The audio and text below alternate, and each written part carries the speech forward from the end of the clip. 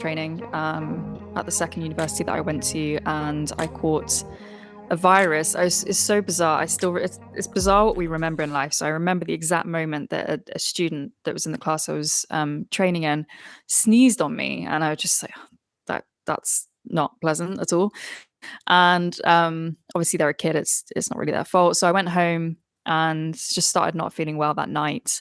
But the nature of teacher training is so intense that you don't really get time off. You can't really take a break. And I was paying like, I think it was £9,000 tuition for the year. And I didn't want to risk failing the course or anything. So my general MO had been to just push through. You know, if you were sleep deprived or you weren't feeling well, push through, push through. And that's how I was brought up as well, really. So I didn't rest, and this virus really took a hold on me, and I just started to feel like I couldn't breathe properly. So I was going to the doctors, and they said nothing's physically wrong. You're stressed because of teacher training. It's a stressful thing. And at first, I just accepted that, and then I started having these episodes where I really was gasping for breath. So I was lying on the floor because I felt like somehow that's where the most oxygen was, like it was fresher air than the higher up air. So I ended up in A&E twice with that, and they ran tests and they just said nothing's physically wrong, even though the paramedics said she looks fairly blue and grey in the face. Clearly there's something wrong. But I was sent home, and I basically went an entire year feeling that way. And in that time, I just about managed to graduate my degree. So I went from getting the top marks, sort of A grades in my teacher training, and then I went to another placement later on in the year, and they almost failed me. And I was saying to them, it's because I can't breathe properly, but had no medical validation to back that up. And then I just about graduated, and an opportunity came up to move to the south of France. And so I did that, and I figured if it was just stress, that would be the perfect antidote and remedy to all of this. Which of course it wasn't. And I remember taking the train down there, and I felt like I couldn't breathe the entire time. And 3 months into living in France, after I got a job teaching young children, which is very demanding, teaching children who don't speak the same language as you, every day I felt like I couldn't breathe properly, and I just thought I was going crazy. I thought I was losing my mind. And eventually I was sent to a specialist who put me in this chamber, had this sort of oxygen mask on. He said, yeah, your lung capacity is at 60% and you've got a kind of asthma. And I was like, right, there's the answer. That's what I was looking for all along. And he explained to me that the lack of oxygen going through my body, or not going through my body, sorry, after a year was leading to these panic attacks. So my whole CNS at that point was already very sensitized. So it affected every single part of my life, like sight, sound, touch, everything. So the sun, it was the south of France, it was very sunny. And I kept saying to my partner at the time, the sun's going to explode. Can you not see that? You know, how is everyone calm? Like Right. the sun is about to explode. And somebody closing a door would sound like a bomb going off and all this kind of stuff. So long story short, or longish story shorter, is I was then given the Benzo after a very severe panic attack whilst on holiday with my parents. And yeah, it was just a doctor I've never seen before. And he slid this prescription over the table and he said, if you want your life back, take these, which I've recently found out was part of the advertising campaign for Xanax decades and decades ago. If you want your life back, take these. And that's how I ended up on one. And with no idea, never heard of a benzo before, no idea of the risks. I just thought, we have a cough medicine in the UK called Calpol, which is just like a syrup for coughing. And I honestly thought it was just something as benign as that. I just thought this was safe because of the way it was given to me, the 10-minute appointment, no caveats. And yeah, how wrong I was. Wow. So did they ever figure out quite what to live a year not being able to breathe would be terrifying. I think that's enough to give a lot of people a lot of health anxiety, to say the least, right? And did they ever figure out what was it? Was it kind of constant? Were they able to treat it? I never knew what it was exactly. I think looking back, it was a kind of coronavirus with the way that it affected the lungs and the brain. Right. So I remember just one day I could almost see this black liquid like permeating my brain. And I remember just sinking into this very severe wave of depression, just overnight. It literally went from the morning to lunch, and I just saw this black liquid come into my brain when I was Right. having a seminar, yeah, during a seminar, and I just thought this is something really strange. This is not anything like I've experienced before. Wow. But other than that, I was never given any explanation. Another doctor in the UK before I went to France actually said to me, again, a 10-minute appointment.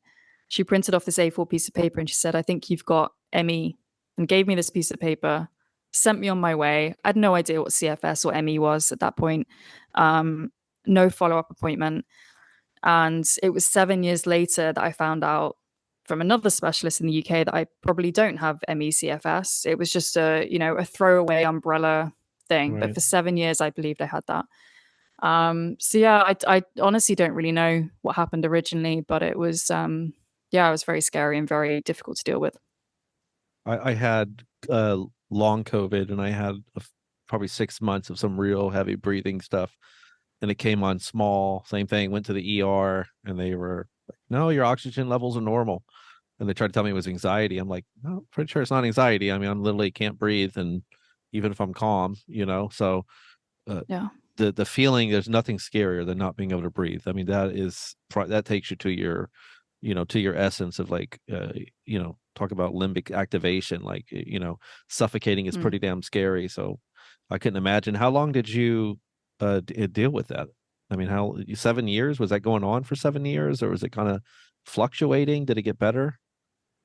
No, so it was pretty much that year. And then as soon as this pneumologist in France discovered that there was an issue with the lung capacity, he put me on steroids straight away. And then I Right. had a daily inhaler that I had to take, Right. as well as my first emergency inhaler on hand. So I was on those daily steroids for 4 years Wow. alongside the benzo. And I found out recently that those drugs also have these horrific, quote, side effects and Yeah. impacts on the CNS. So Yeah. there's probably a real sort of, yeah, just cocktail of Yeah. very stimulating drugs. But it did heal my lung capacity. It went up to above 100%. Right. And yeah, unfortunately, like you, I caught COVID this year. I've had it twice at least, and it brought back all those, not to the same severity, but there have been times this year where I've struggled to breathe, and I've had long COVID, and Right. the fatigue and everything else. And it was obviously very triggering because it just took me back. I was like, this cannot come full circle. I cannot have gone through a year of Yeah. not breathing properly, survived that, been on the benzo for 4 years, cold turkeyed it, survived that. This is my seventh year in recovery from the benzo, only to then start feeling like I've got a life coming back and then be back where I Right. was. So yeah, it's been tough, and like you say, it's not breathing is one of the hardest things. Yeah, it's terrifying. So the doctor's response was probably you're not breathing because you have anxiety or something, or is he saying you you're having anxiety because you're not breathing? Either way, here's Xanax if you want your life back. Was that the thinking? So it was actually separate doctors. So the doctor who discovered the lung issue was explaining that I was having anxiety slash panic attacks because of the lack of oxygen. But then so I was living in the south of France, and I went on holiday in the north of France with my family and my partner at the time.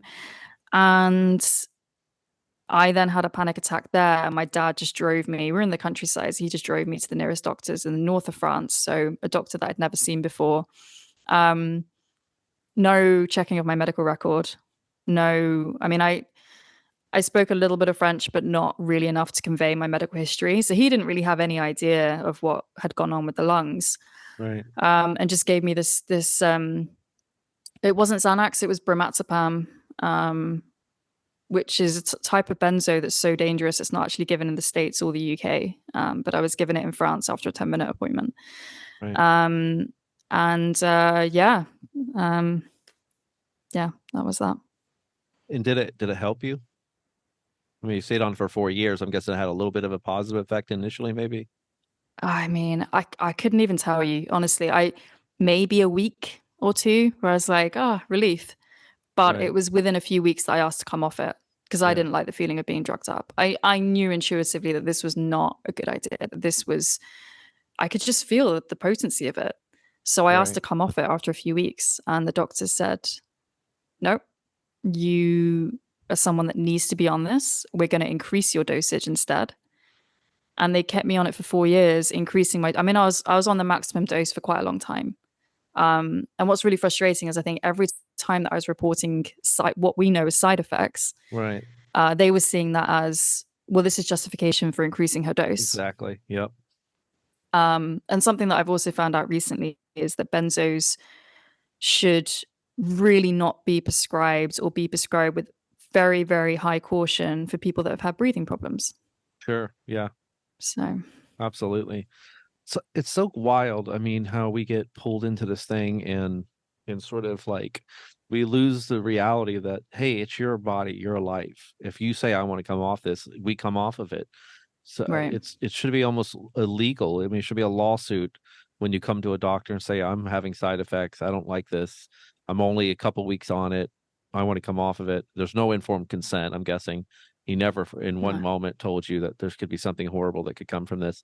And then to say, no, I'm going to make a decision for you. You're not, not, hey, I really think you should consider staying on this. I think it could help you. I mean, make his Hmm. plea, but doctors have this God complex where, Yeah. and then we fall right in suit. Like we just go, it's almost like you feel like a little kid and you go, well, dad told me I have to stay on it. I guess I do, instead of stopping. Yeah. And I always remind my clients, like, you hired him.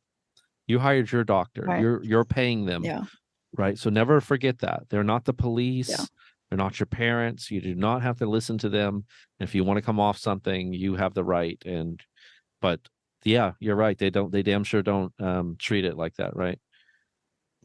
No, and I think we're just so conditioned into seeing doctors as these be all, know it all Right. people. And even with our parents and the police and teachers, they don't always have it right either. We're all just Sure. human at the end of the day.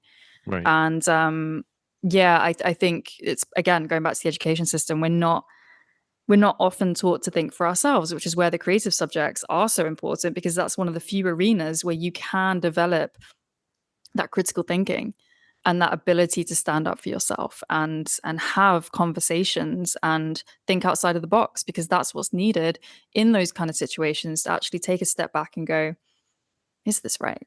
This Yeah. doesn't add up for me, so where can I go next? Instead of, my only option is to listen to this person telling me what to do. And yeah, like you say, it's it defies belief that this can happen, and it's happening to so many people. Yeah, it's that's why we're talking about it. So Right. What dose did you get up to? You said you hit like the top, basically the ceiling. I actually can't remember. So one of my next steps, 7 years after leaving France, is to actually get my medical records from France, because I can't remember. I just know it was these 4 little capsules of bromazepam, or Lexomil as it was called in France, and each quarter was kind of like, it incrementally increased from a quarter to half, 3 quarters. Um, but for quite a significant amount of time, I was taking all 4 in a day. So yeah, I could probably research it, but I just, for whatever reason, just Yeah. haven't yet. But it was a high dose is the gist of it. They didn't have it on a Yeah, baby dose. They kept walking it up. That's so crazy. You start to have paradoxical reactions or side effects, and their reaction is to give you more of the poison. That's just amazing. It's yeah, in a just world, I think all of us would have a nice settlement coming from a lot of the stories like that. I would say, you should have, in a fair world, you should have been able to sue your doctor for that. I'm yeah. having a damn reaction, and your thing is to put me up on more, and you robbed me of 4 years of my life, essentially. So how did do what was the turning point where you finally, after 4 years, said, I'm coming off this? I have to come off. I guess there had to be a point where you're going to go against the doctor's orders, right? Yeah. I mean, throughout that whole 4 years, I was going back and forth to the doctors. Hey, I'm not feeling great. Hey, something's wrong. And like I said, that was the double-edged sword, that I felt I was doing the right thing. And actually, that was giving them more justification and ammunition to keep increasing my dosage. Right. So for me, it got to a point where, over the years, I now know that I was in tolerance withdrawal. And I Mhm. can't pinpoint exactly when that started, but at some point along the way, it was quite a heavy, hard-hitting tolerance. And Right. yeah, I just started having all these new symptoms. So hyperglycemic symptoms, like my insulin level. I still don't understand what's Right. happened there. I Right. don't actually understand what that symptom is. I still have it. But that started when I first year of taking benzos. I can't exactly remember when. My main consequence of being on the benzo was my heart. So I was having tachycardic events, and they were happening indiscriminately. So I could be teaching a class, suddenly my heart would be just, Right. you know, any time of day, having drinks with friends, going for dinner, middle of the night. Sometimes I'd wake up at 2 a.m, like just Yeah. feeling like I was having a heart attack.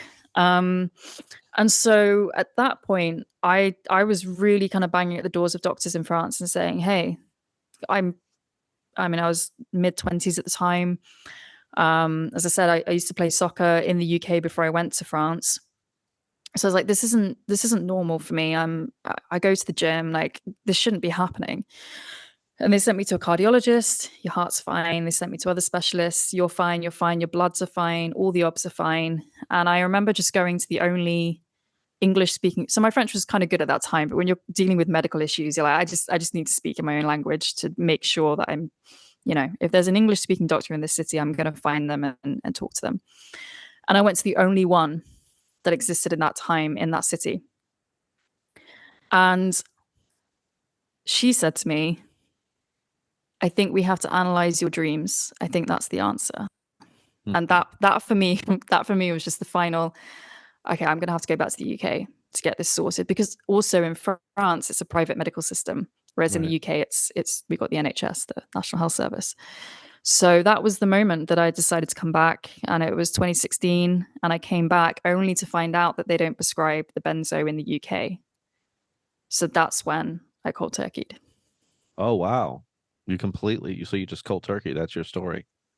No Yeah, tape or nothing. no. And so what happened then? That sounds pretty traumatic, right? I guess the wheels came off pretty damn quick. Yeah, I think the easiest way to sum it up is like that year of breathing was pure hell, and benzo withdrawal or injury, I think we can call it withdrawal at this stage, but benzo injury is like 1,000 times worse than that year of not breathing properly. Sure, yeah. Um, Largely because I cold turkeyed, because I Right. didn't I didn't know any better. I went to a doctor's appointment in the UK, and they said, "What you've been on is very potent. You should have been on that for a week maximum." Right. Right. And I was like, "But I've just been on this for 4 years. And now you're telling me, another doctor, that I should have been on it for a week." And she offered me diazepam, which I think is Valium, I believe. Right. Um, she offered me this a sister benzodiazepine to taper off after just telling me this. And I just felt like that doesn't make any sense. I just felt like I didn't want anything to do with these drugs anymore. I just wanted to be clean, healthy, myself. Clean's the wrong word, but just free. Just go back to sort of natural things and let my body rebalance itself. And so, yeah, I was never told of the risks. I was never told, if you don't switch to this one and taper off that, you may die, because I never would have done it. So again, there Right. was no informed consent. There was no guidance. And yeah, I cold turkeyed, I think, in October 2016. I thought I might have a few weeks or even a few months of really hellish withdrawal symptoms, but I felt like that was a worthy payoff to then go on to rebuild my life from that point. Right. Um, but I didn't. I somehow went and got a full-time job in London as a teacher, maybe 2, 3 months after cold turkeying. And I just, like you were saying before about going to do the course, I just forced myself. I was like, I have to work. There's pressure for me to go and get a job. I had to take care of myself. Right. And I just went and did this full-time job, which is probably the worst kind of job I could have done. Highly demanding, all hours, working weekends. You're constantly go, go, go. You can't take breaks when you want to. And it was about 6 weeks into working that job where your CNS and your adrenals are just on complete, full go all the time. I wasn't sleeping. I had extreme insomnia because of obviously now I know, because of the benzo injury. And yeah, 6 weeks into that, I went out one night, went for drinks with somebody, had a couple of beers, Yeah. and that the next morning was the moment that I woke up just unable to function, and that was the first ambulance call out, and I think that was in February 2017. Wow. Right. So kind of kicked up all of those problems and exacerbated them, in other words, you know. So Yeah. I think you said you were bedbound for some time. Is that when that happened, or was that prior to that? Yeah, no, that was pretty much from that point onwards. So that day, ambulance came round. Heart was at 180 BPM. Yeah. Was taken to hospital, sent home when it calmed down by itself, and then it was just kind of rinse repeat. You know, I'd wake up, my heart was racing. I couldn't have a shower or a bath without my heart going tachycardic. Couldn't leave the flat like yourself. I couldn't go outside. Right. And so it was just kind of at some point I had to leave my home, had to go and stay with family, and they like, picked me up, and I couldn't even sort of look at anything in the car. I just was head down and kind of, yeah, any stimulation of any kind was too much for the brain to handle. So I stayed with family, and I ended up moving from place to place because no one understood what was going on. They thought that it got to a point where they just thought I was exaggerating. So I didn't really have much support or security at that point. And yeah, I think I moved something like 10, 11 times during benzo injury. And yeah, the first 3 years were probably mostly bedbound, and then bit by bit could start doing a little bit more. But I was mostly housebound for about 5 years, Jeez, probably man. up till the beginning of this year. Wow. And so did it after a few years, did you just feel like you got up to that place, or was it sort of like my story where you just sort of said, okay, what happens next? Am I just going to lay here for another 3 years, or do I implement something new? I mean, what kind of got you? Because that's a hard thing to do. It's hard to, because you're pushing against all that chemical fear and damage. And I felt like recovery feels counterintuitive Mm, because going to the mailbox and having a panic attack did not seem therapeutic to me. Walking around more didn't seem therapeutic. When you stood up and you have POTS syndrome and your heart rate yeah, jumps up and your blood pressure shifts, you just go, no, lay back down, just lay back down. And then, even things like having friends or family over, I just kept isolating because I couldn't take it. yeah, I could not have a conversation like this, would not happen. So it was yeah, just a lot same. of falling into the despair of your own maladaptive coping, that you're trying. And that's the thing about coping is Yeah, it's soothing. So being alone was soothing, not walking was soothing, and all those things I was doing were soothing, which yeah. in the big picture didn't amount to much. It's not like they actually soothed anything, but you get my drift. I do. And again, it's another double-edged sword, isn't it? Because I was grateful to have that chance to just be by myself and do what I needed to do. Yeah. Even though that's terrifying because you don't know if that's ever going to come to an end. So is Right. this my life from now on? Am I just going to be isolated and not doing anything with my life and feeling scared and alone? And that's quite horrifying just on a emotional level, even if all your physical symptoms had dissipated and disappeared. Um, I've not actually thought about it. No one's ever asked me that before. I don't know kind of what I'd have to reflect on it properly. But I think it was just a gradual thing, but also just moments of desperation and Yeah. just like, I've got to do something different. Um, and I think you're absolutely right. Like, it's such a painful process. And this is something that I found as well is there were times when I was saying to people, yeah, I haven't been able to work for 2 years. I haven't been like, I'm just at home. And they're like, oh, that must be so nice. Must be so relaxing to just be at home all day and be able to watch what you want and do what you want. But you're in agony almost 24/7. And it's kind of like if you got shot in the arm, you have to pull the bullet out if you want to recover.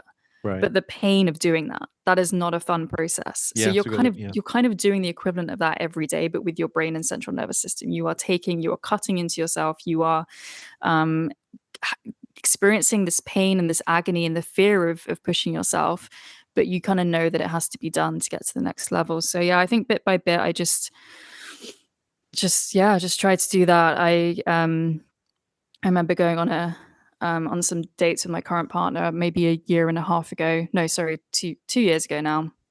And I couldn't leave the flat for more than maybe 2 or 3 minutes, and we would Right. just walk halfway down the street.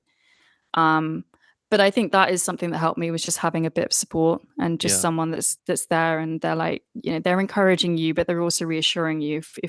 If we go out and do this thing and you want to come back, that's absolutely fine. And I think that really helped a lot. And I Yeah. had that a little bit with my personal trainer that I was working with at the time. She'd come to my flat and we'd work together. And then occasionally she'd say, why don't we try and go for a little walk and we can come back if you want. And so um, it was just things like that. Yeah. gradual Yeah. and Yeah. non-linear. That's the other thing. Not Oh very yeah. non-linear. That absolutely. It's something I preach all the time. And that scares you. And when I was going through it, there wasn't a lot of support. There wasn't a lot of information still. And Mm. everything that I look at and that I did find was terrifying. It was just people crying and having meltdowns and saying that you're never going to heal and you did brain damage. And I would like I just Jeez. wouldn't sleep for 2 days after, watching Mm. something like that. So there was a lot of like unknown. There was so much unknown. I just wish somebody could honestly tell me, hey, all this craziness, as much as you feel damaged, the brain damage, because I was convinced I had brain damage. I mean, there was no doubt in my mind. I have done irreversible brain damage. Now the question was, will I ever heal enough to be able to have a normal life? Here I Mm. was putting myself in great debt, wanting to become a clinical psychologist. And I was like, I don't even know if I could sit across from another person and talk again. You know what I Mm. mean? I don't even know how am I going to have a practice if I can't leave my house? Like all these Yeah. things were just terrifying to me. And then wanting to come back and be an artist was like, is that ever going to come back too? Or is that just sort Mm. of, I thought I had a special talent before then. I'm pretty sure I could still create things, but you feel like that spark left you, right? Yeah. That flame or something that was burning that you had been nurturing somehow in your life.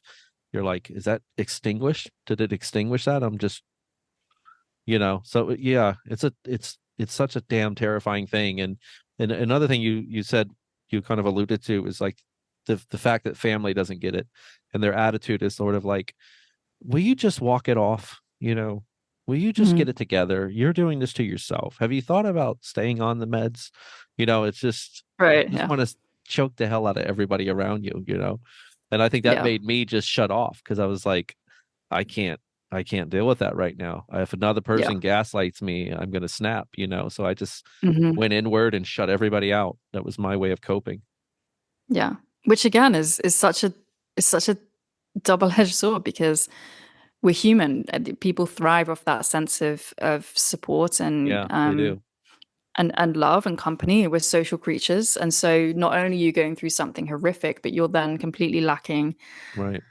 the support and understanding. And there's nothing else really that you can compare it to. Like there are other injuries and other illnesses out there that are horrific to go through, but there's not much where you can go through something as extreme and as horrible as this, Yeah.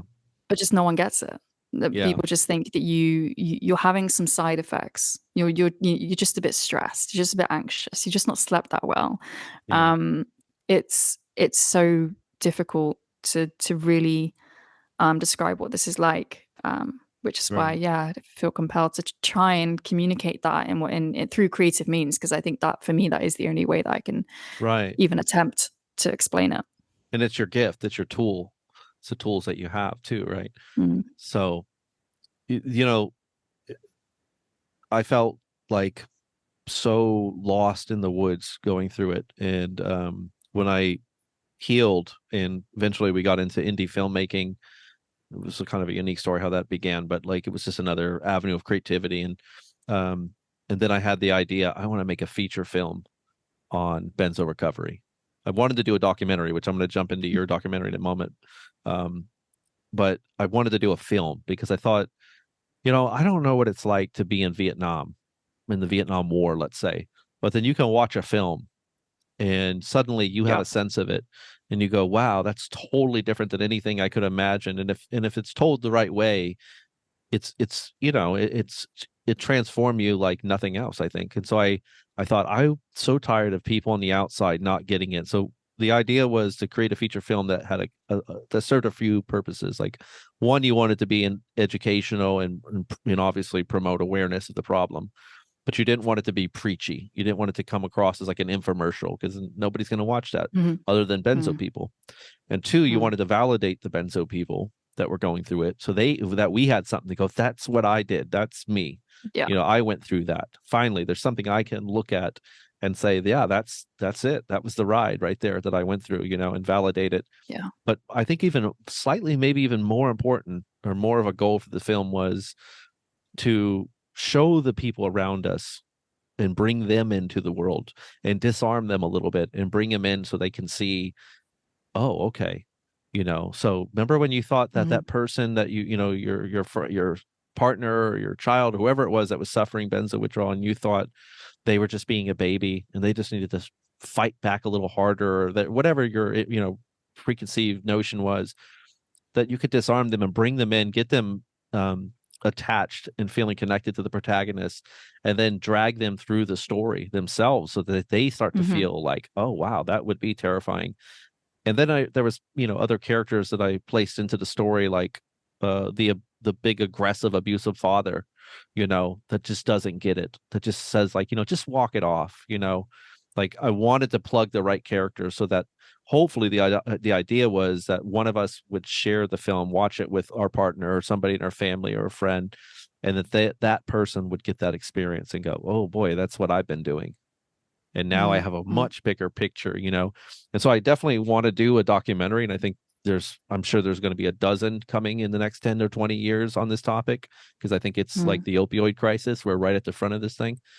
Yeah. But the film was interesting. I thought, if we could do this right, just right, if we could really execute it, we could take the audience that don't know about benzos and kind of disarm them and bring them into an emotionally moving story where they learn about all of that, right? I think that was the right balance, Yeah. because otherwise you end up with a very preachy infomercial of a movie that 85% of people who never took benzos will not care about. So Yeah, it was almost 100%. like you had to kind of sneak it in there, sneak the truth into the story. Yeah. You have to entertain. You have to the best way to educate in any context, whether it's the classroom or Netflix or the cinema, you have Right. to entertain. Otherwise Right. it doesn't It hit. exactly it. And so that was our worry, that people were going to watch it and go, it's not enough of an infomercial. But it's like, that's what a documentary is way better for that. A documentary is way better at like, here's the nitty and gritty raw of the big problem. This was more Mhm. persuasive. This was trying to Mhm. have a cathartic emotional experience, and then educate people that maybe wouldn't have. If you do it right, I think it's powerful that way. So we're Yeah, in definitely. post production on that, and that should be out hoping by the end of the year. Like we're really really Oh, close. wow. And Oh, that's yeah, so it, exciting. it turned out we started off wanting to do, like, I think I had written like a 90-page script, and then we thought we were going to shoot a like 20-minute movie. We had got a budget for like a 20-minute movie, and we had prepared for that, and we were on the set for the first day shooting, and everybody, it was like magic. Like everybody involved, and it was almost divine or divinely orchestrated. The people that had experiences with similar things, and just the heart with everybody around me on the project was pretty amazing. And so the lead actress has said to me, like, at the end of the first day, like, why are we only doing it 20 minutes? And we thought, Hmm. that's our budget, and and this and that. And Mhm. she said, have you thought of doing a longer story? And I was like, yeah, I've got a full feature script. And then she kind of said, well, I'm on board if you want to do that. And I was like, Wow. I had to think about it, and I trying to figure out the money and the logistics of it, and I just said, well, I'll Mhm. fund the rest of it. I'll just Wow. work and fund it, whatever it takes. And so yeah, it went from 20 minutes to an hour and a half, hour 40 minutes. So I think that's going to be the final Wow. product, is a full, our first feature, which is a hell of a tall order. And it's Yeah. given me a lot of nerves, because you want to do it Of course, yeah. justice and everything. Mhm. But I think all in all, I think we did pretty damn good. I think it looks good. It sounds good. It's really good acting. And I think the story is kind of archetypal to every benzo person, if there's such a thing as like the archetypal story of benzo withdrawal. Insert Mhm. problem, insert stupid doctor, insert life falling apart, insert trying to survive. I think that was Mm. kind of how it went.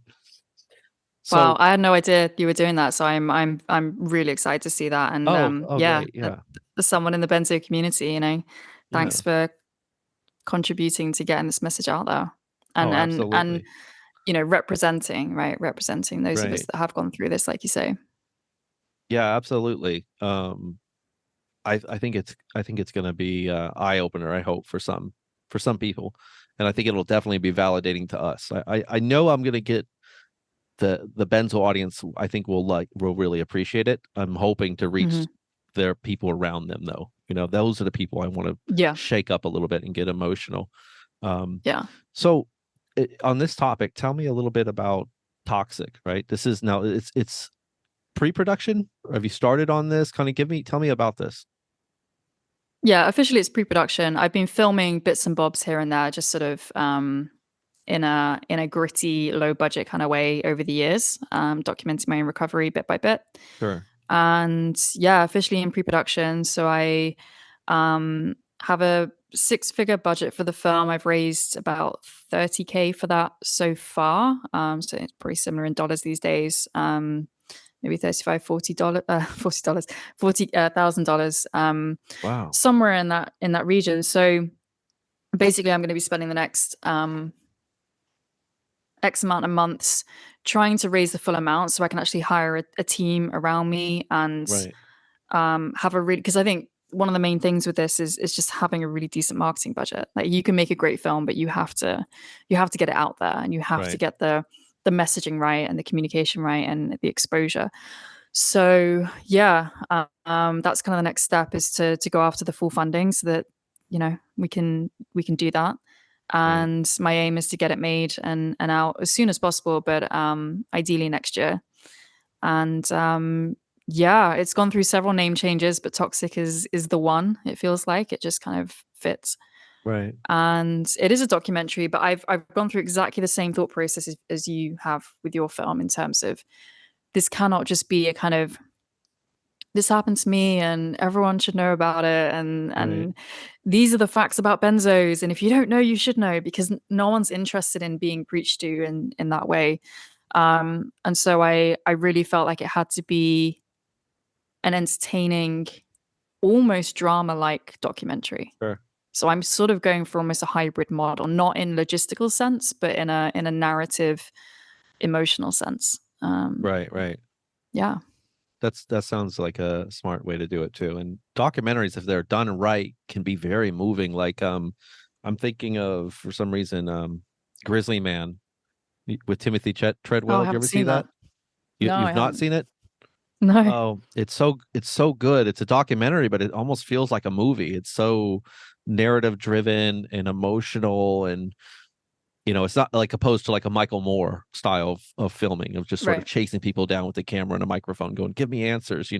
This was like almost like a biopic or something. It was very, very, very, and very well done. It was Werner Herzog that was the director, and I believe he wrote, as much as you can write a documentary anyway, about this Mm. guy, Timothy Treadwell, who went to Alaska and was eaten by bears that he was trying to protect. And Wow. so it was like this very humanist story and about the elements of nature. It was just so cool. But something like that, I think it sounds kind of similar to what I think you're talking about, is bringing that emotionality and almost narration into it. Yeah, that's the aim. And I watched The Deepest Breath recently. So the one you just described has been recommended to me, which is why I was smiling. So I thought, I really have to watch Ah, this film. But The Deepest Breath is, in my mind, like a really good example of that as well, in terms of I've got no experience with diving and right, extreme diving of any kind, but yet that is a documentary that will stay with me forever because of the narrative right, genius with it, and the cinematography, and just how all the ingredients of that came together. And it's as good as a Hollywood blockbuster, but it's real life, which then, if yeah, you get those two ingredients right, can be so impactful. Um, yeah, I think it is important, because it is such this whole thing is such an otherworldly experience that is very hard to liken to anything else. That, going back to what you said a while ago, was film really is that medium that can transport somebody into somebody else's life, into right, somebody else's experience. At least in my mind, I've always felt that films have impacted me more, even more than books. I love sure, books, and yeah, stories of all kind are very important and very impactful. But I just always felt that films are the things that just connected with me in that emotional yeah, way. So it makes sense that this feels like the best way to get this story out there. right. Now, do you already have a team? Are you still trying to, because that's anyone on the outside don't realize how much madness that is, and how many people Yeah. are involved in that, from one or two to three or four camera people sometimes, depending on how you're going to shoot. At least one or two, you're usually, maybe one on a documentary, depending. You may not need like an AC grips, your light guy, your sound guy, are you directing it? Are you writing it? Like there's who's editing it? Like there's who's color grading it? You know, who's scoring it? Before you know, you got 10 Yeah. cooks in the kitchen trying to do this thing. Yeah. So the short answer is no. Don't have the team yet. It is me, myself, and I at this point. That's Yeah. why getting the full budget as much as possible is really important because given how personal a story it is as well, like to just have that trustworthy, reliable, passionate, Mhm. committed team um, is really going to be the make or break of this as well. So that's kind of the next step. Get more funding, find the right Yeah. team, and then yeah, put it together. So there was something I wanted to say, but it's gone from my mind. Benzo Yeah. block. That will come back. Right. Um, I think, yeah, it's very expensive. Like people don't realize on the outside how damn expensive all this is. I mean, if you know a lot of people and you call in a lot of favors, it's still very expensive. You're talking Yeah. on the cheap end, what would be like $100 an hour in the US per person. And if you've got 5 people, you might be looking at $500 to $1,000 a day to try to make something. Then you have to feed them and all kinds of stuff. So I mean, it just quickly gets away from you. We were in a kind Yeah. of a unique situation that being kind of a Renaissance artist, I grew up playing music, as I said, photography. I was actually a photography major in college, of all things, even though at the same time that I Oh was well. taking photography, I had this budding art career going on, which was kind of unique. But I never took painting. I never took any of that because I guess at the time I thought, well, I'm doing pretty good with that. I'm in Los Angeles showing at a 5-star gallery and I'm self-taught, which Mm. later I realized that's a little stupid. You still need to know the basics. You have to know the rules before you can break the rules, so to speak. But the music, the writing, I was writing stories, constantly writing stories. I wrote so many short stories, and even my poetry were like little tiny stories. And then coming off of Benzos, I went through this huge neuroplasticity phase where I was playing music for like 3 hours a day. And I wrote 4 novels at that time. I'm talking about with about a 5-year period of recovery, because I was Wow. isolated. I was still working on myself. I still couldn't work. I still couldn't do certain things. So, and I was Mm. just sort of going stir crazy, living Mm. alone and not having anything going on. So I just started writing. I started writing poetry again. I thought, oh, this would be good to kick some synapses in the brain going again. And then the first story I wrote was a werewolf story that was really a metaphor for coming off benzos, because I Mm. wanted to like purge it out. I wanted to tell my story, but I was too Mm. scared to, and also I didn't think anybody would care really to have, who am I? Mm. Like I feel like if you're gonna have a story about going through something, sometimes it feels like you got to be this big celebrity or something, you know. Mm-hmm. So I started with fiction, and I thought, well, I'll just sort of use metaphors and hide behind the metaphors, but still get that cathartic, purging experience of telling the story. And I did bring benzos into the story actually a little bit. It was a lower point, but anyway, I say all this because um, it was all this writing and music and editing I was doing music editing, and so when finally what happened was in like 2019 a film festival came to town, and we were doing all this editing and stuff anyway. I think we had a podcast, me and my team, and we were just like, hey, let's just try this. Let's just try. Right. And it fit perfectly because I didn't have to bring on the team because I kind of was the team. I knew how to do Mm. sound engineering. I was a photography major. I had the camera. So then it just became picking up little bits of equipment here and there, a cheap DSLR camera, a little $50, $100 mic. And we shot like a silent film first about clowns. And we went to this festival, just totally throwing a Hail Mary, thinking we're probably going to be laughed at out of this theater. And we went in Mm. there, whatever, and it did really good. Like people were crying, and the paper wrote up about on. I mean, it was crazy. We like pretty much stole the show at this festival with like a Wow. 7-minute existential clown movie. We're like, what the hell? Are we serious? Oh, okay, that must have been a fluke. So we did another one, and it did even bigger.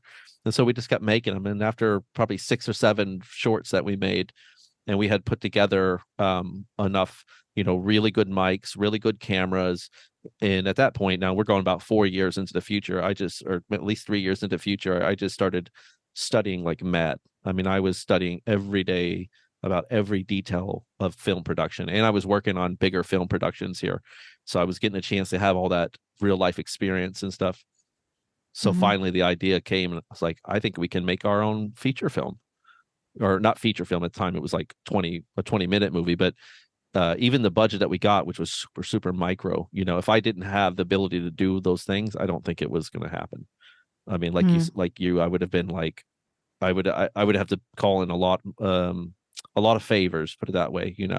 So Mm. that kind of divinely synchronistically worked in our favor to be like, hey, I think we can afford this because we are the crew.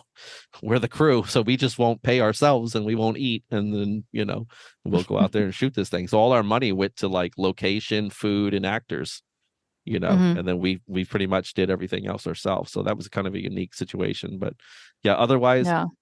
that would have been really a tall order. Yeah. And that's the sacrifice that you make when you're just determined to do something. You find whatever way you're going to make it happen, and you just do Right. it and you commit to it. Yeah. And you're just like, this is unconventional. A lot of people would think this is crazy, Hmm. but this is what I'm going to do because I have to for whatever reason, whether Oh yeah. that's, Oh yeah. fill in the blank for whatever your dream is. I kind of just wanted to explore more of the toxic documentary. Like what is your kind of, I guess, kind of what's your vision on when it might be done, and you know just sort of that kind of thing. Well, my idea would be it being done this time next year and then Yeah. going into, and when I say done, I mean like filmed. Right. And yeah, pretty much the production wrapped up, going into post prod. And then obviously, depending on how streamlined that is, to have the post prod done within 3 to 6 months, if possible, and get it Right. out sort of beginning of 25, ideally. I mean, if we can do it sooner, I would like to, just because of the nature. Obviously, it's so personal, but then it's also the realization that people are getting injured and losing their lives in real time, that Right. there's this pressure to just get it out. And it's this constant juggling of, as I'm sure you've gone through, Yeah. the wanting to make something as good as you know it can be, and also just wanting to get it out there and not let your ego sort of get in the way of it. Like, it doesn't matter if it's not perfect because it's such an important thing Totally. to get out there, and maybe there's scope for a follow-up. And Yeah. so I've kind of tried to find the yeah, just the compromise with that, and that's the sort of timeline that I feel would do it justice, but also get it out ASAP, really. Right. No, I totally relate to that because I have so many people that I kind of brought onto the process through my YouTube channel. And so I posted a couple teaser clips after we shot them way, way early. We weren't even nowhere near done filming. And so now everybody's still writing me like, what, where.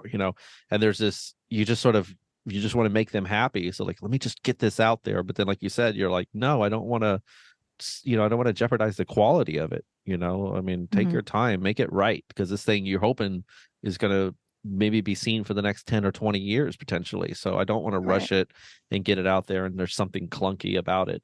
So you want to take your Yeah. time.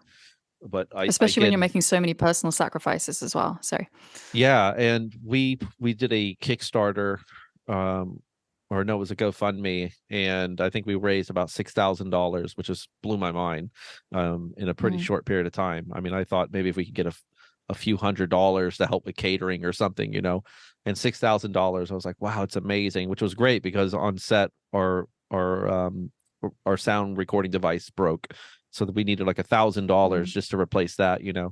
So that was pretty incredible. But then there was this pressure that was building like, well, I don't want to take these people's money and do something that's not good now. Like I almost would have rather just yeah, somehow funded it all myself, because that way if it didn't yeah, come out, then I just blame myself. I don't go, mm, oh my God, I lost people's money. This film sucks, or it didn't come out. And it is a damn mm, pressure cooker when you get into something like this, because you start to worry about every single thing. Was the sound right? Was the mm, lighting right? Was the video right? Did that come? And there's yeah, so many 1,000 elements working against you at any moment, that yeah. it's hard to wrap your head around it on the outside, I think. It is, and I don't know if this is the case for you as well, but I have found that decision making has actually been one of the things that's been impacted by Mhm. benzo recovery. So like I've really struggled with that. And I don't Yeah. I don't think even at this point, 7 years on, that I could do either of my degrees that I did when I was 18 to first degree was 18 to 21, and then like yeah, a year after that, I did my postgrad. I don't think I could do either of those degrees with the way that my brain currently is. And to anyone else, they're like, well, you don't seem that ill. I had a meeting a few weeks ago with a guy in TV and film, and he just said, thing is, Emma, you just don't seem that ill. You didn't wheel in a chair to see me. Your speech isn't Mm, isn't slurred. But people don't see that side of it. And I feel like I've come a long way in recovery because, like right? you, I couldn't even have a one-on-one conversation. I couldn't even sit in the same room as my dad or my brother and have a Yeah, conversation for years. Um, but that is still a thing for me where I feel I can get distracted very easily, and brain fog, and therefore decision making right, is like a really, it's just a thing that's so difficult to describe how that is a thing in itself. But then you add this massive project into the mix, and something that is, as far as I'm concerned, the most important thing I'll ever do with my life, probably. And right. you've then got all these micro decisions and macro decisions, but every single one is also taxing on a Hmm. still recovering brain. So you've sort of got the irony of, you're making this film Right. about this thing and you know it can help people going through it, but you also know that the making of it is somewhat of a um yeah, pressure on your recovery as well. So Absolutely. it's yeah. It's a massive stressor. Absolutely. I tell people that like all the time, and we've done several shorts. So approaching a feature was scary, but not as scary because we knew the basics of things. Like, but once you go to a feature, what happens is, every time you shoot a scene, you can edit the scene and go, I think that scene went very well. Yeah, it was great, great acting and the lighting and everything. And then you shoot 26 scenes and every scene is really good, but then you have to put them together. And that's the part Mm, where you start to go, oh, shit, is this gonna work?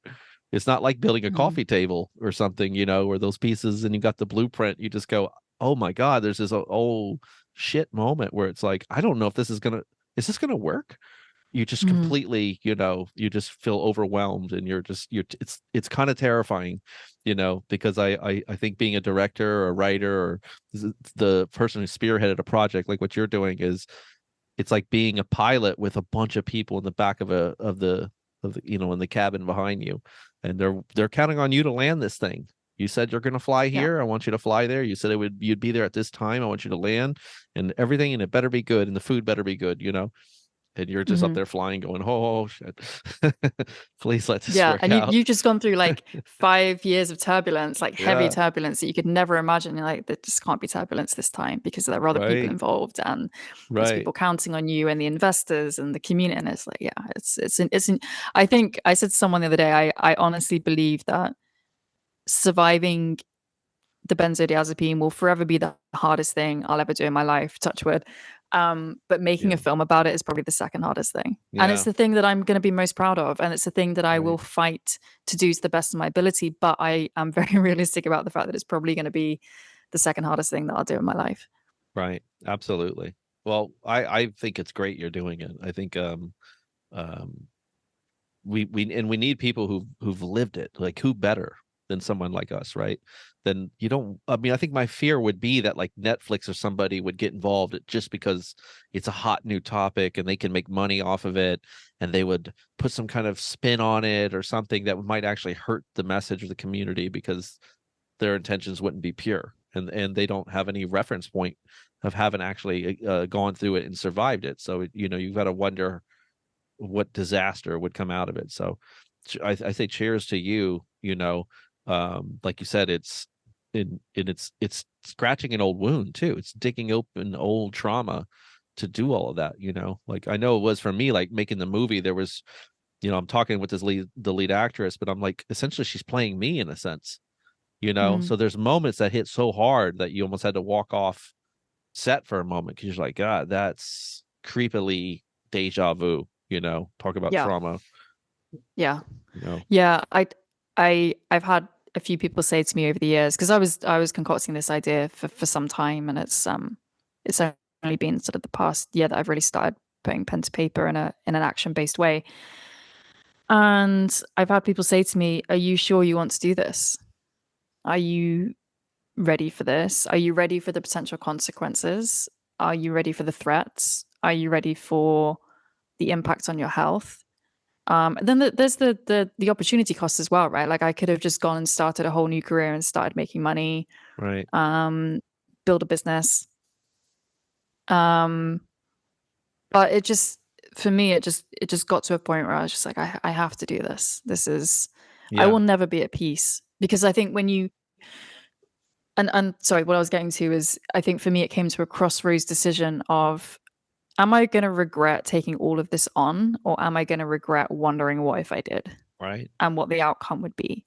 And Right. that was it for me. That was just like, I hear everything everybody's saying. I hear their concerns. I know it's out of love, but I have to have that conversation with myself. Can I look this in the eye and see all of the challenges and see all of the risks, and the uncertainty, like you say, like you feel you could do all the right things and then just be like, shit, it hasn't come together, or shit, I haven't got a marketing budget, Yeah.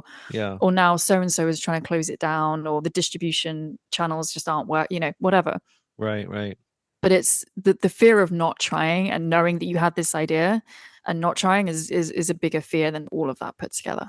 Absolutely. I totally agree with that. And my advice for what it's worth would be, don't worry too much. At least don't let the logistics stop you from what you're doing. Because even if you grabbed, at the end of the day, a DSLR and a good recorder or whatever, if you just went guerrilla on it and just did it your way, it still would be very valuable, because I found with like the production people, they can have a way of dampening a good thing. They can really just, they get into, like you said, about, well, you don't look sick and this, and it's like, oh, no, no.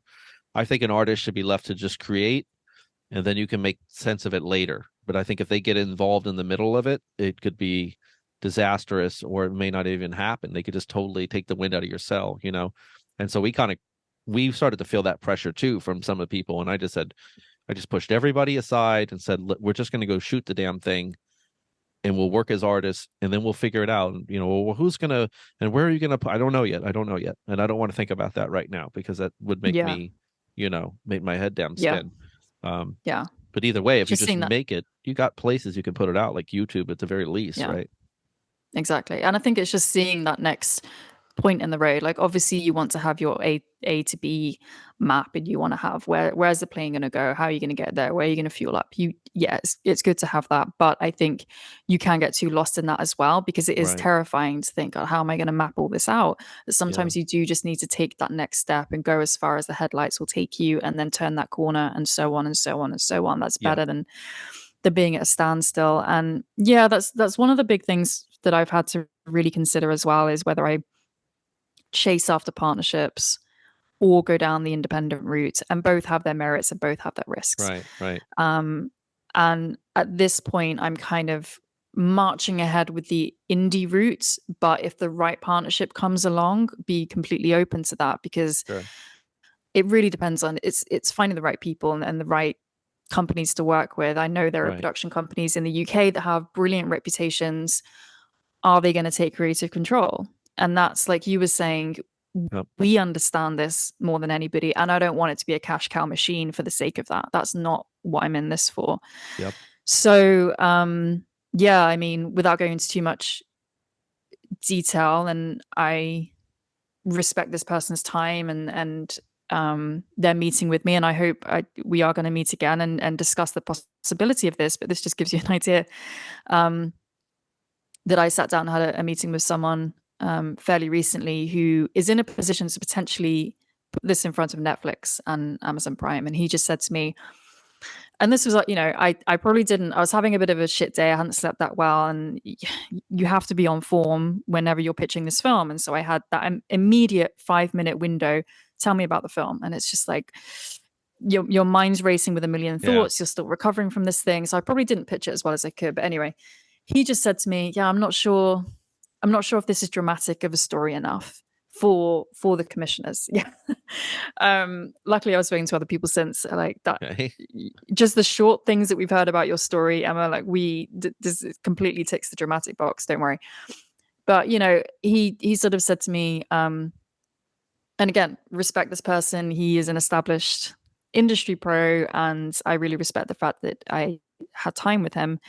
But it did just make me question, what is the best route for me? Because Right. the suggestion of this could be more dramatic, it was sort of suggested, if you went out and and shot a bunch of people because of the injury to your brain, that would be more of a dramatic story. And he's obviously not advocating that I go and do that, Okay. but just even the sort of Right. the perspective that this isn't dramatic enough unless you make it like super dangerous or super controversial. And I'm in my head, I'm just thinking that's why I need to make this film, because this is super dangerous. It is Right. super controversial, and there's Right. enough there. And the minute that you potentially get into bed with someone to make this Mhm. film, you may lose that ability to see what your vision is and your experience because someone else is putting all these other ideas into you. I mean, obviously, Yeah. that's not something that would happen in my film, but just the very notion of that, the sort of the lack of initial understanding perhaps just reiterated why this is so important, but also then throws up the challenge of, well, how do you make this when it's so unknown to other people? Yeah, and because you're going to have someone produce it, right? Then they have a big say so in a lot of things because they're the money. And so they can start to say, well, what if we did this and what if we cut that and and suddenly you're like it's like the project is suddenly it's like having this person just join the band with like marketing on their mind. It's like I don't want to work Yeah. with that. I want to make something. And we had an interesting encounter where we had a lady who was a producer agent working on big things. I don't even know how the hell she came the whole story how we got on her radar, but she was filming the new Elvis documentary that just came out, or biopic, not a documentary, it was a biopic that had come out. I don't know, maybe it's been out a year or two now or something like that. And so she was working on big films, $100 million pictures and stuff, and she was wanting to invest in indies, like small indie people that she kind of looked at it like low stock with a potential to rise. So Mm-hmm. this wouldn't cost her much, but she's like, yeah, I want to venture into some of this. And she saw us winning some film festivals and liked our work. And so we had this meeting, and I just pitched to her by chance, like, oh, what are you working on? Oh, we're about to do this Benzo film. What? And she said, I actually was on benzos and I came off of it and it almost destroyed my life. And I was like, you got to be kidding me. What are the odds of that, Yeah. right? Like, talk Yeah. about like, right time and right place and everything. So we had this like 2 hour great conversation, and she was giving me all these ideas. And well, we were already halfway through shooting it, and she was telling me like, who's, we were talking about narration. She's like, uh, I could get you Eric Roberts, Julia Roberts' brother, and I can get you Christian Slater. And she was naming all these people. And I'm like, what? So right there was Mm-hmm. already starting to go in different directions. I was like, well, I don't know if I want like Christian Slater narrating my movie. And then she was Mm-hmm. talking about like product placement. We can get, what's your distribution? If we go to this place, we can get money from them, but you got to put the product in the movie. And I was just like, I don't like where all this is heading. Like, Mm-hmm. I don't think this is the right project for that. You know what I mean? I feel like the threat was there to take Yeah. to take away the sanctity and the dignity and integrity of what we were doing, and suddenly it's Yeah. like a Pepsi Cola commercial or something. I was like, no. So I just Yeah. said, let us just finish it, and we'll present it to you, and then maybe you can help me market it.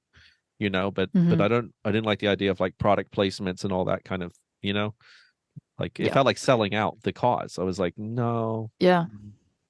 And that's the risk, isn't it? As soon as you sign on the dotted line for somebody's financial support, it's yeah, I that's what I'm scared of, which is why Yeah. I'd much rather do it in the indie way and go down the crowdfunding route. I'm very lucky that the first investor on board is just very much like, look, I've been following what you've been doing. I trust you to do this the best way that you can. Right. Um, Go for it. And that's I to be honest, if somebody had come to me and said, I've got 30K, I've got 20K, I've got 100K, but these are where I want you to compromise. If they were compromises that I wasn't willing to make, like product placement for something that I don't align with. I mean, I think if it was the an instrument that I was already using for the film or something like that, then if it's streamlined in that way, why not? But like you Right. say, you don't want it to become a commercial. Um, but yeah, I wouldn't. It on the one hand, you just want to get the film made and you realize there may be compromises, but at the same time, there is a line that I think that has to be drawn where you say, I have to make this in the way that I see it, Right. not only because I feel that's important for the integrity of the film, but for my own well-being and for my own stamina with Right. it. So yeah, something I've been yeah, trying to juggle, as it obviously is the it's same for you. yeah, it's very tricky. Now, I don't know how much you want to share with like your vision for this thing. Is it you interviewing doctors and that kind of thing? Is it more like a reenactment or sharing of, I guess it would be so much a reenactment, it'd be more like sharing through the things that you already recorded in part? I mean, how kind of can you share like a vision a little bit for it? Yeah, so really simply, it's a mixture of everything you've just said plus Yeah. more. So the general journey of the film is contextualizing how this happened to me because it's indicative of how it can happen to anybody, right? Like I was a teacher, had a virus, ended up on this benzo, didn't know what it was. So there are flashbacks, there are reconstructions, and then it sort of goes into the what the hell do I do with this information now that I've realized what's happened? And Right. so then is like you were saying earlier, it's for me, it's taking the audience with me on this journey of going to find answers and going to find them on behalf of the community. And then kind of my, I guess, USP with this and the thing that I felt was going to help me do a film like this and be able to keep my head above water emotionally with it is then translating a lot of that information into the songwriting. So I'm writing the soundtrack for the film as Awesome. part of the film itself, generating, what I find out along the way, putting that into music, and then can't reveal too much at this point, Yeah. but the sort of general aim is to then have a goal with that music, which then um, benefits the Benzo community. So really sort of Yeah. yeah, turning it into this loop and sort Right. of a David and Goliath story and Yeah. um, yeah, a journey of discovery, and seeking justice and seeking answers for those of us that have been harmed. That's beautiful. So it's sort of like the flower or the butterfly coming out of the cocoon by the end of this journey, this hellish journey. I mean, it's just crazy like that you would tell that story that you told me and then this guy would say it's not like gruesome enough. It's not it's like what? I'm convinced that like Hollywood and these big money people involved in film and all of this stuff have just completely lost their way, and they're almost more like marketing majors at this point only. They just sort of they're so scared to take a risk on anything, right? They want the Yeah, safe things. They want all the safe, predictable things, and then wonder why those things don't do very well. It's like we're so tired of it. And right. so yeah, I feel like as a creative person, when you have something like this, you got to be very careful. It's like raising a child or something. Like you don't want any outside influences to come in and start making you second guess this, and then you Mm, leave that meeting and you think like, do I have a story? You start to wonder about some of the things you yeah, said. Like, did he have a point? Oh my God, you just took yeah, the wind out of my damn sail with this, your right. negativity. And at the same time, that meeting could have suddenly been the catalyst to get the rest of the funding and meet a great production company Right. that I completely resonate with, and boom, off we go. And every single meeting, you run that risk. It's potentially the opportunity of a lifetime, or it could potentially knock you off course and make you feel crap and Yeah. question yourself and or feel angry or both. And so yeah, Right. it's it happens every time. Where are you located at again? I'm in the south of the UK right now. So I'm actually one big thing for me is deciding where I'm gonna make the film, Right. basically, and that's something that I have to think about. Yeah, there's potentially an opportunity to go make it in South Africa. I miss France. I mean, the only reason I came back from France was because of the injury, and I thought it would be a few months, a year that I'd be in the UK and could then go back. Um, but that feels more like my home. And I think there would be a really nice sort of poetic justice in terms of going back there and making the film and Sure. like I fought for my life back and here it is. Right. But there's logistical things about being in the UK as well. So yeah, currently here. And yeah, we'll see where it goes from there. I would give you, just for what it's worth, something to consider. If all else fails, I mean, you sound like you've got a good, you know, um, bit of funding going and everything like that. But you know how these things go. If you really hit a wall somewhere, what you might consider as an alternative would be look at the local festivals, find the big festivals in your area or wherever you're going to shoot it, especially. So that would be a key thing. If you're going to shoot in France, and you would want to figure out where you would shoot it, and find the big festivals there, see if you can attend them, maybe virtually or something. and look for talent there. And a lot of these Mm, festivals, you're going to find really amazing budding talent, and they're like artists still. They're not like mm, business people. So it's really easy to go, man, I loved your work on that short. You have great camera work. Let's say I'm doing this mm. project, and you just pitch it to them, and a lot of times they'll do it because it sounds like a cool Yeah. thing, and they're a camera guy, so you're like the director, you're the writer, you're the filmmaker, so they look up to you in a sense of like, oh great, you got work for me. And so it becomes this Mm, beautiful mutual relationship, and you don't have to pay them much. I mean, you might be able to pay them some food, a little stipend here or there, you know what I mean, and they'll work hard for you like that. So I've mm, seen a lot of pretty big things get made on a really micro budget that way, where people just found. And so that's what I was doing. I was going through all the festivals, and I was like mm, listening. Oh, I love her, she's a great actress. And that sound on that film was perfect. I mean, it sounded like $100 million picture or something. And then you find out, read the credits, find the people, see if mm. it's a good fit. And I found that was a very cost effective way, is like if you could find the right people around you, and it's all a passion project. Or maybe Yeah. you promise them a point on the back end, like, I can't pay you right now, but if this comes out and does well, I'll compensate you.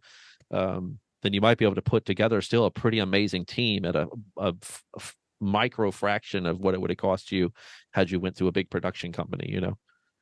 Yeah, definitely. That's really good advice. Thank you. I started doing something like that and managed to get a meeting with one of the editors of a top Netflix film. And we met in London a couple of months back. A really lovely guy. And I just said to him, like, I'm right at the beginning of this, first time in the industry. I know I don't have the credentials yet, but would love to work with you on this if you would like. Yeah. And he sort of explained to me his manager has very strict rules about his financial recompense, and um yeah, gave me the figure for that. And I don't know if I'll be able to afford him, but it's good to know that there are great people in the industry that you can at least go and have a drink and a meal with and Oh have a yeah. Yeah. conversation around what you're doing. And it might be that they're outside of your budget because they're just that at that level in their career, but they know this person and that person Yeah. knows this person. And it was It's just good to get a feel for how you can just reach out to somebody and just say, hey, I saw your work on such and such and really like what you do, and be great yeah. to have a conversation. So yeah, it's kind of reminded me of continuing with that. It's totally true, and they say it's a promote within industry and all that. That is 1,000% absolutely true from my experience. It's not what you know, but who you know. And those relationships, again, that's why I went to all those festivals every time I had a chance, met people, became friends, exchanged numbers, because you never know. And some of those people introduce you to bigger people. And that's how I met our agent producer, who's, like I said, working on $100 million pictures. Is like, I shouldn't even know her, but I knew her Mm, from the director of the first film that I went and worked on. And those things just mm. happen like that organically. So I think it's amazing you're doing that. I wish you all the best. And I'll be following you on that. And if there's anything I can do to help you, whether it's just ideas, questions, whatever, for what it's worth, don't hesitate to reach out. I would be Thank you. happy to try to, you know, be of some support there for you. Where can they go to support this if they wanted to fund this, or donate, or just follow you? How can they keep track of you? Yeah, so the website is toxic.org. And just for anyone who's listening to this, it's actually spelled TOXSICK. And yeah, so the website's toxic.org. Purposefully given the .org because I think one of the sort of sub narratives for this film is it's not just a film; it's a contribution to a movement that we're all a part of. Yep. And I will be setting up a YouTube channel specifically for the film as well to sort of document the process of that, bring the community on the journey of making this, not just from the perspective of benzos, but also just Yeah. is this possible? Can someone just come up with an idea for a film, have zero experience in the industry, zero budget to start with, and can Right. they go and make this thing happen? So there's sort of the David and Goliath element to actually making the film behind the scenes, as well as the medical narrative side of it.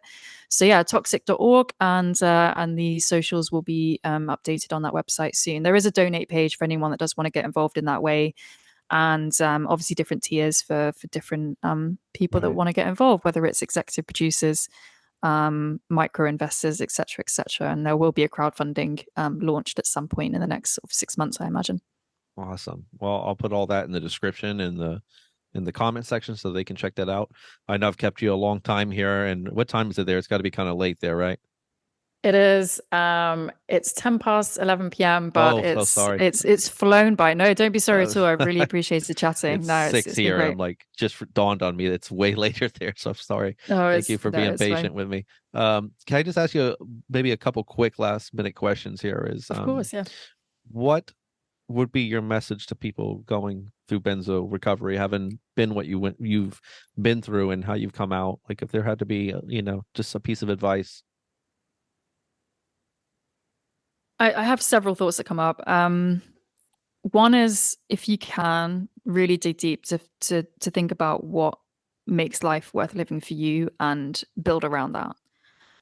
Both in the moment, but also the goals that you're setting yourself, the future that you're imagining. I think there is a lot of power in building your dreams, and that starts with imagining what you want. And if you could have that dream life of anything that inspires you, what is that? And then just, even if it's just once a day, just having a think about it, not even taking Right, action, I think that's a really powerful thing.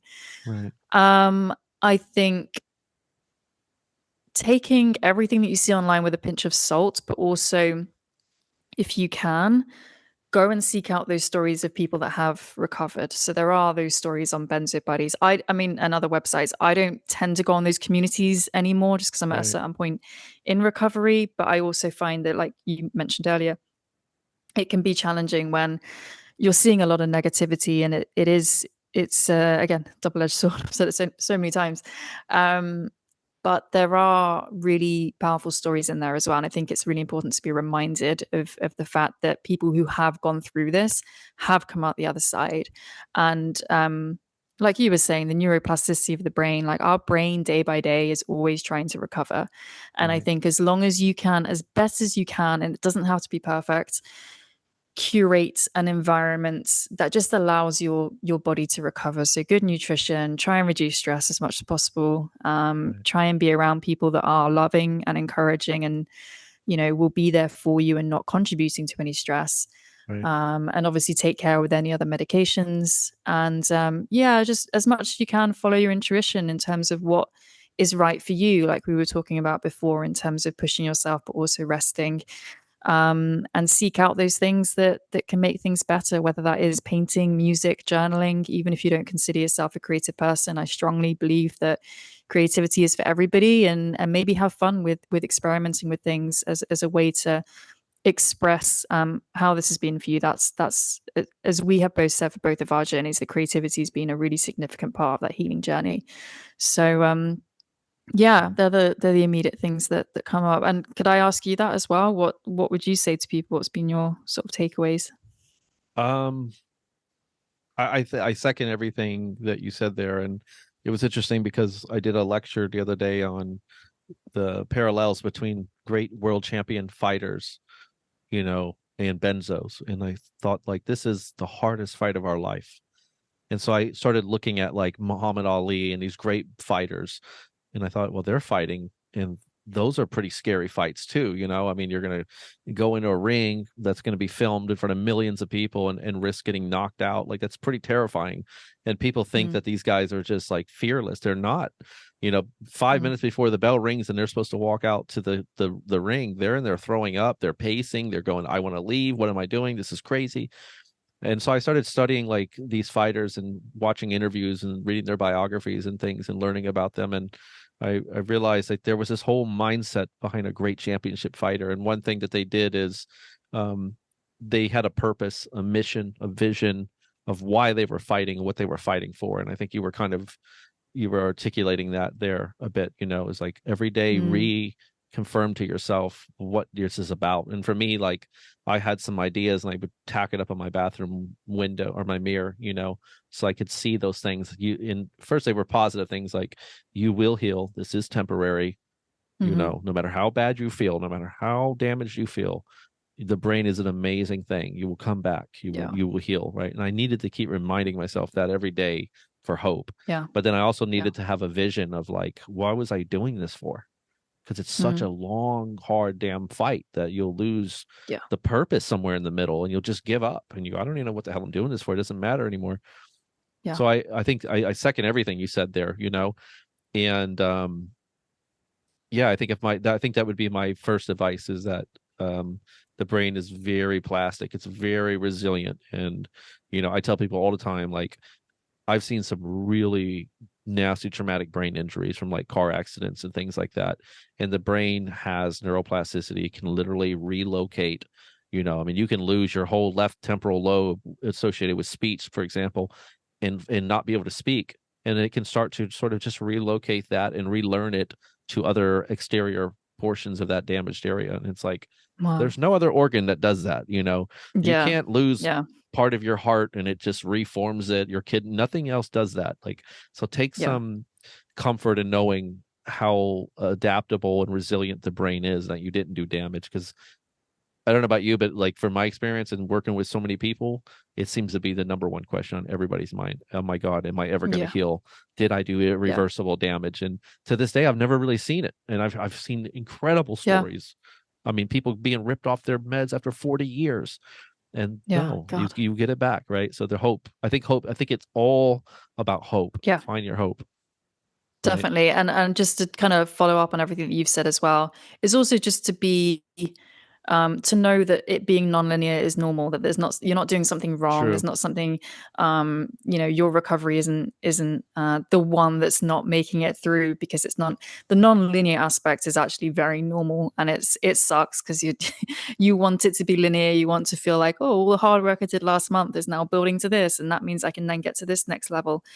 But I think it's sort of a case of riding it out. I always think of the analogy of being on a boat, and you just can't control the weather, and that's what Right. recovery is. Just like storm after storm after storm, and lightning bolt, and you're just terrified a lot of the time. But those calmer Yeah. skies will come, and ultimately, when those storms are happening, you have a choice. You can be out on deck, and you can be terrified, and you can be getting drenched in the waves and kind of being thrown off the side of the boat and Right. smacking back into it, or you can just go down into the cabin and put the light on and read a book. And I think Right. Right. Yep. that's where that element of like self-care comes in, that those are the times that you do want to just shelter, Mm-hmm. be with yourself, be Right. calm, go into the parasympathetic states that your body can sort of naturally just breathe and, you know, Right. find its way back to balance.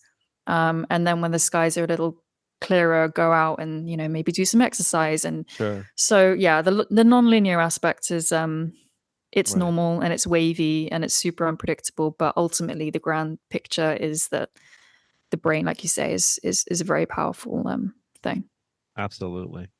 Well, Emma, I've so enjoyed this, and I really love what you're doing, and I'm gonna follow you and try to support you. And like I said, if there's anything I can do for whatever, if it ever comes up, let me know for sure. Okay. Thank you so much. It's Yeah, and been thank amazing. you for having me on. And I can't wait to see your film as well. So thanks so much, David. Awesome. Thank you, my friend.